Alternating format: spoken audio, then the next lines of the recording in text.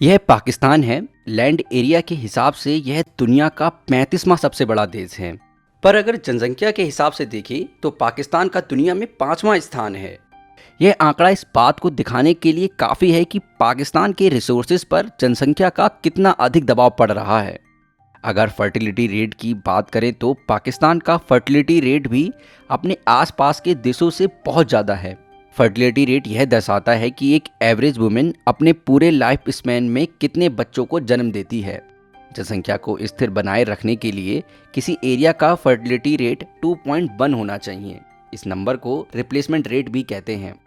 अब अगर पाकिस्तान के पड़ोसी देशों की बात करें तो सिर्फ अफगानिस्तान ही एक लौता देश है जिसका फर्टिलिटी रेट पाकिस्तान से ज़्यादा है। जहां भारत और बांग्लादेश दोनों ही देशों ने अपना फर्टिलिटी रेट कम करके रिप्लेसमेंट रेट के आसपास कर लिया है, वहीं पाकिस्तान का फर्टिलिटी रेट अभी भी 3.5 के आसपास बना हुआ है। तो आखिर पाकिस्तान में ऐसा क्या है कि वहां जनसंख्या विस्फोट हो रहा है और इसके पाकिस्तान और उसके आसपास के एरिया में क्या इफेक्ट पड़ सकते हैं? आइए जानते हैं अन मीडिया के इस एपिसोड में। इसमें कोई शक नहीं है कि मुफलिसी के डर से फैमिली प्लानिंग करना इस्लाम में कुरान हकीम की आयत की रोशनी में इसकी कोई गुंजाइश मौजूद नहीं है, कतअन हराम है। कि जो फैमिली प्लानिंग की मुहिम चलाना या इज्तिमाई सतह पे इसकी कोशिश करना नस्ल रोकने की, ये तो बिल्कुल हराम है, इसमें किसी का भी इख्तलाफ नहीं है। आप सोचें तो सही, ये कैसे पागलों का जहान है कि ये यूं कह रहे हैं कि अल्लाह को पता नहीं मुझे पाकिस्तान में कितने भेजने हैं, लिहाजा आबादी घटाओ। मेरे नजदीक फैमिली प्लानिंग नहीं करना चाहिए और हमें अल्लाह पे छोड़ना चाहिए। दरअसल पाकिस्तान में मौलवियों का आम जनता पर ज़रूरत से ज़्यादा प्रभाव है और साउथ एशिया के लगभग सभी पॉपुलर मौलवियों के द्वारा फैमिली प्लानिंग को डिस्करेज ही किया जाता है, जिसकी वजह से पाकिस्तान में कॉन्ट्रासेप्टिव्स का यूज़ काफ़ी सीमित है। जहां भारत में 58% और बांग्लादेश में 62% कपल के द्वारा कॉन्ट्रासेप्टिव्स का यूज़ किया जाता है, वहीं पाकिस्तान के लिए यह संख्या सिर्फ 35% है। इसकी बजाय कि पाकिस्तान की सरकार कॉन्ट्रासेप्टिव्स के यूज़ को प्रमोट करे, पाकिस्तान की सरकार ने कॉन्डम के ऐड पर बैन तक लगा रखा है और इमरान खान की सरकार ने तो कॉन्ट्रासेप्टिव्स को लग्जरी गुड की श्रेणी में रखकर इस पर $200 मिलियन का टैक्स लगा दिया था। दरअसल पाकिस्तान में सामान्यतः फैमिली प्लानिंग को शरीयत के अगेंस्ट समझा जाता है, इसलिए कोई भी पॉलिटिकल पार्टी इसे मुद्दा बनाने से डरती है और सत्ता में आने के बाद ऐसी कोई भी ड्रास्टिक पॉलिसी इंप्लीमेंट करने से बचती है। इसकी वजह से ही पाकिस्तान में जनसंख्या इतनी तेज़ी से बढ़ रही है। पाकिस्तान में फैमिली प्लानिंग का टॉपिक इतना ज़्यादा कंट्रोवर्शियल है कि इससे जुड़ी अफवाह भी जान जोखिम में डाल सकती है। पाकिस्तान के कई हिस्से में ऐसा माना जाता है कि पोलियो ड्रॉप के नाम पर बच्चों को कॉन्ट्रासेप्टिव दिए जाते हैं ताकि फर्टिलिटी रेट को कम किया जा सके। इसलिए वहां आए दिनों पोलियो वर्कर्स पर जानलेवा हमले होते रहते हैं। यही कारण है कि पाकिस्तान उन 2 देशों में शामिल है जहां से अभी भी पोलियो समाप्त नहीं हुआ है। पाकिस्तान में इस पॉपुलेशन एक्सप्लोजन का एक और कारण है, वो है पाकिस्तानी महिला का अपनी ही बॉडी पर एजेंसी नहीं होना। दरअसल टिपिकल पाकिस्तानी कल्चर में वुमेन्स का सेकेंडरी रोल है। सामान्यतः अपने से जुड़े लगभग सभी बड़े फैसलों को करने की फ्रीडम पाकिस्तानी महिला को नहीं है। उनके खुद के बारे में फैसले भी किसी मेल के द्वारा किए जाते हैं। आर्थिक, शैक्षिक और सामाजिक तौर पर पाकिस्तानी महिलाओं को बहुत कमज़ोर रखा गया है। पाकिस्तान में फीमेल लिटरेसी रेट मात्र 46% है। इसके साथ ही सिर्फ 3.5% महिलाएं ही हायर एजुकेशन हासिल कर पाती हैं और इन डिग्री धारकों में भी सिर्फ 25% महिलाएं ही लेबर फोर्स में पार्टिसिपेट कर रही हैं। हर 4 में से 3 फीमेल डिग्री होल्डर को वर्क स्पेस की बजाय हाउसवाइफ बनाकर रखा जा रहा है। पाकिस्तान का overall female labour force participation भी 25% से कम है, जो कि पिछले कुछ सालों में लगातार कम हो रहा है।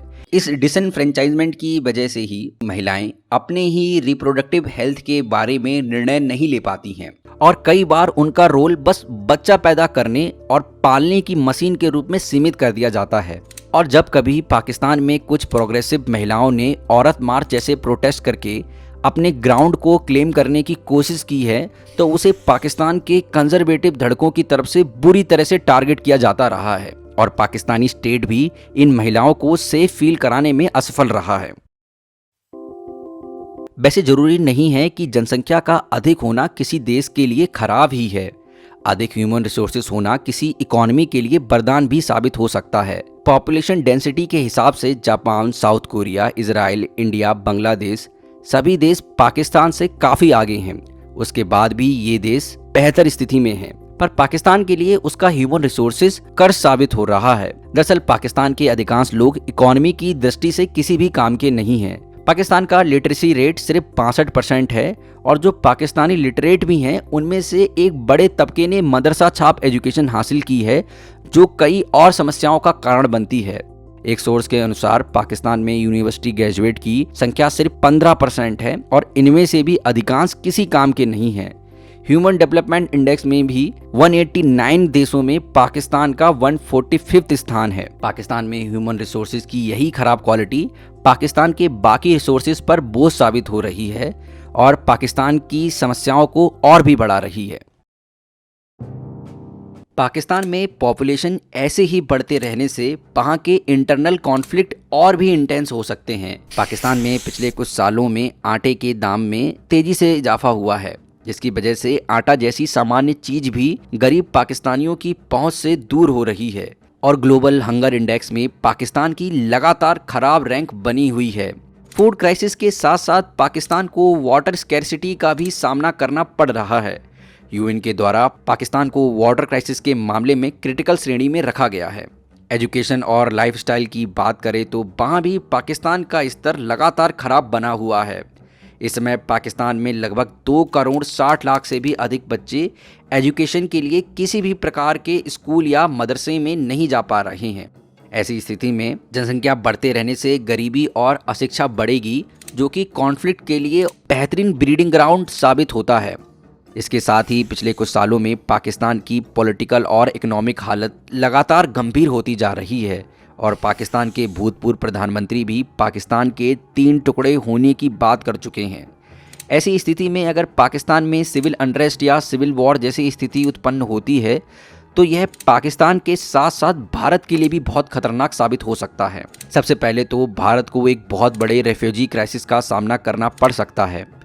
पाकिस्तान में लगभग 80 लाख नॉन मुस्लिम रहते हैं और CAA के बाद उन्हें भारत में नागरिकता मिलना और भी आसान हो गया है। तो पाकिस्तान में सिविल अनरेस्ट की स्थिति में वो सीधे भारत में ही शरण लेना चाहेंगे, जो कि भारत के लिए एक बड़ी समस्या बन सकता है। इसके साथ ही पाकिस्तान में सिविल वॉर जैसी स्थिति होने पर पाकिस्तान आर्मी का कंट्रोल कम हो सकता है। ऐसी स्थिति में मौलाना और जिहादी प्रवृत्ति के लोग अपना इन्फ्लुएंस और भी बढ़ा सकते हैं और अगर इनके हाथ में कोई परमाणु हथियार लग गया तो उसका पहला निशाना भारत ही होगा। इसलिए भारत को पाकिस्तान की आंतरिक स्थिति के प्रति सजग रहना चाहिए। पाकिस्तान का बहुत कमज़ोर या बहुत ताकतवर होना दोनों ही भारत के लिए बहुत खतरनाक है। आपकी पाकिस्तान की इस स्थिति के बारे में क्या राय है, नीचे कमेंट सेक्शन में ज़रूर लिखें।